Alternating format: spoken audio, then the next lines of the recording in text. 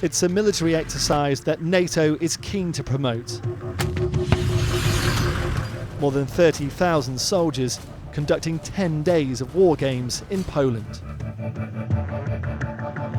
A show of strength at a tense time as many European countries fear a resurgent Russia.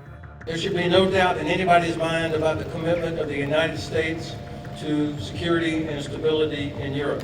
We must avoid accidents and incidents spiraling out of control.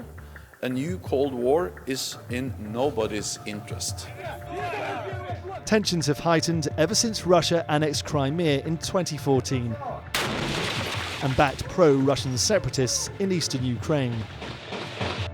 Relations are worse than at any time since the end of the Cold War. These exercises are meant to reassure countries worried about a potential Russian attack. But they could also antagonize Moscow.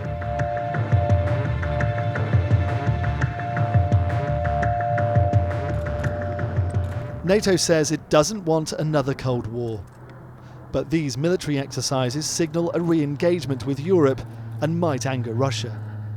US, British and other troops parachuting into Poland, just some of the almost 20 NATO countries taking part, and they're ready for a fight.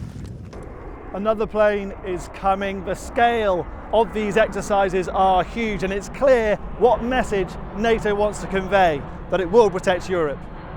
NATO saw Russian activity on the eastern flank and activity to the south as threats that one needed to respond to. And so in this case, this is assurance measures in support of our partners here on the eastern flank against Russia. NATO wants the world to know about these exercises. They are just war games, but they simulate a very specific scenario. An enemy attack on a member of the alliance.